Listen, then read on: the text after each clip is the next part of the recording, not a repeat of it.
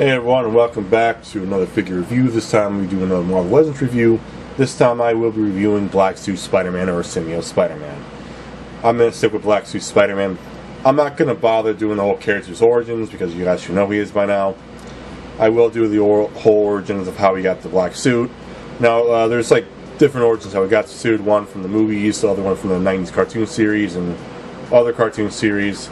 But I'm going to stick with the comic books because, you know, it's easier this way. And he got the suit in the 80s. Now, and at some point in the 80s, this Marvel crossover event called Marvel Superheroes Secret Wars, or just Secret Wars. Basically, an alien, the Beyonder, who's kind of like a god, but more of a douche, wanted to see who will win, you know, good versus evil. So what he does is grab not only Spider-Man, but also most of the other superheroes and supervillains, take them off world, put them in an alien planet, and see who will win, you know, the superheroes or supervillains and all that jazz. So at some point, I think around 1984, and I think it's in issue 8, where his suit got damaged, so he went to this machine that's supposed to like either repair his suit or give him some kind of fabric or something like that. So this machine didn't exactly repair his suit, but did kind of like give him a new suit, which is kind of like an upgrade in a way. We're going to get to that. Here's a little bit of a fun fact about the black suit. A fan actually submitted this, and the original suit was actually black and red. Jim Shooter, the guy that was writing this comic book at the time, who was actually the editor-in-chief of Marvel, liked it so much, you know, he bought the rights to it, and he just made some slight alterations where it became like, you know, white and black. I always wondered what would happen if they were to stick with the red and black design. Personally, I like that better. That's just me. Eventually, they did kind of pay tribute to him, the guy that drew the concept for the suit. I cannot pronounce his last name, but I know his name is Randy. In case you guys are wondering, there used to be a time where fans could submit, like, you know, like character designs or made-up characters and submit them to Marvel. If Marvel liked it so much, they'll use it. After the events of Secret Wars, Peter actually liked the suit so much he decided to keep it because, you know, black looks good on everybody. That's just me. I think he had it like during most of the 80s. Also, there were some stupid weaknesses. Well, at least I consider it's pretty lame.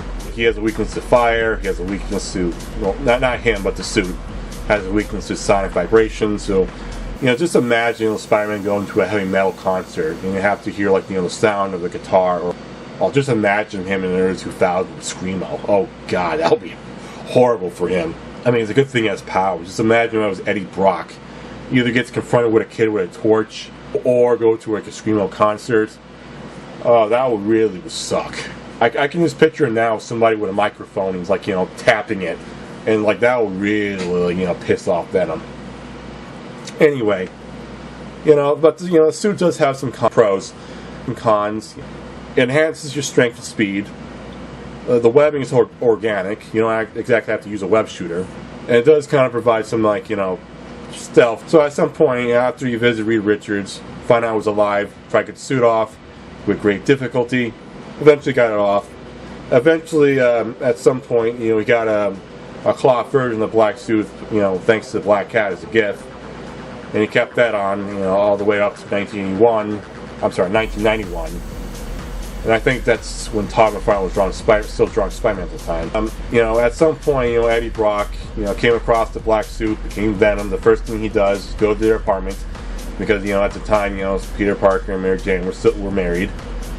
So he goes to their apartment, waits till MJ shows up, and the first thing he does is scare the crap out of her.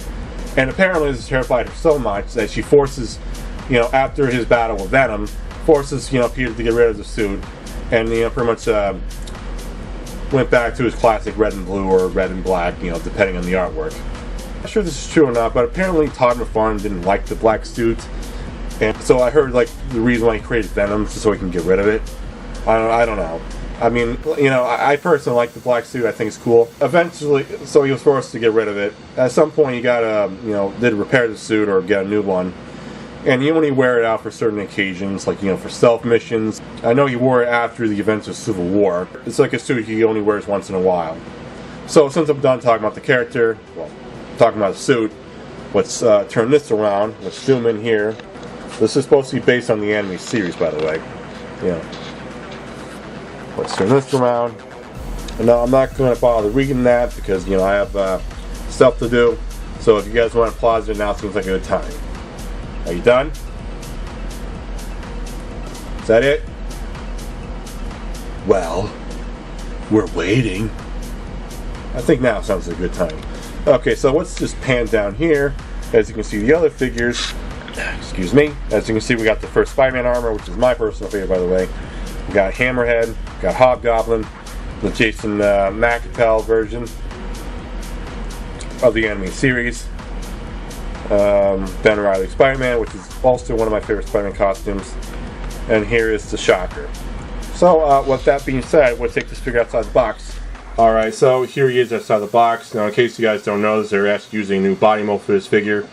They're using the same body mold for this figure, which was the retro Spider-Man figure, or the classic suit, as I like to call it. Whatever, I don't know what the right wording or not. And it would make sense, because if I was working at Hasbro, you know, I would paint this figure black and add in some white and call it a day. I mean, how could you not? I mean, just look at the suit itself. It has a very basic costume design. And there are some, you know, details that I think you should look at, and that's worth noting. If you were to, let's make this clear, the paint job is actually pretty decent. Just look at, no smudgeness for the white, nothing out of line. Let's turn this around. If you look at the back, and you look at the butterfly wings, or joints, or whatever you want to call it, and I like what they did here. If you were to do this, you can see that, and I thought that was a nice detail to add in. I thought that was pretty cool. Also, if you were to pan up and look at the lens, you can see they actually sculpted it on. It's really nice to know that they didn't half-ass it just by painting it on. It's nice to know they respect us that much. So, I have nothing to add for this figure, so let's get on with the accessories. Alright, now as you can see, it does come with changeable hands, one for webbing and the other one's for crawling. That's about it. Alright, so let's do a very fast comparison with this figure and the other figure that came back, who knows when, doesn't really matter. You can definitely tell the newer figure is way superior than the one on the left in so many ways. I really like the fact that Hasbro didn't, like, you know, go back and reuse this body mold and try to make some adjustments. I really like the fact they just gave us a new figure from scratch. So Hasbro really get an A+ from me. So with that being said, let's do the good and the bad for this figure. Alright, so let's start with the bad first. Now, I only have like 3 complaints with this figure. One, you know, it doesn't have that much accessories. I mean, we got changeable hands, which is cool and all, but it would be kind of cool if we got, like, you know, like 2 changeable heads, like one for Peter Parker, the one where Spider-Man has like an angry look on his face or something like that. That would have been cool. And also, it would be kind of cool if it had some webs. That's just me. For number 2, it doesn't have any pivots. I mean, if it had pivots, it probably will go down as the best Spider-Man figure ever. That's just me. Also, for number 3, it's mostly posable. It's kind of hard to do that pose that Spider-Man normally does in the comic books when he's like crouching down and he does that pose. I don't know what you call it. I know there's a correct way of saying it. I just don't know what it's called. So those are my 3 complaints with this figure. So let's get on with the good. So like I said before, I only have 3 complaints. Other than that, everything else is fine. I like this figure so much, in fact I had to buy it 3 times, only because my dog, who was a puppy at the time, liked to mold my figures, so I pretty much have to buy them again.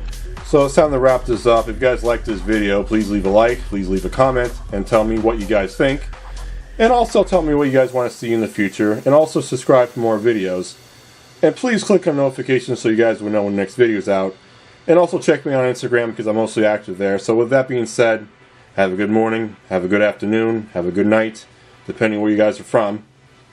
This body mold, the Marvel Legends Retro Spider-Man figure, I don't know what's the right word to use it or not. Fuck. So here's a comparison with the Pizza Spider-Man mold and fuck. So here's a comparison with the other black suit Spider-Man figure from the early 2000s, and I just fuck. It's way better than the black suit Spider-Man mold from the mold. Why do I keep on saying mold?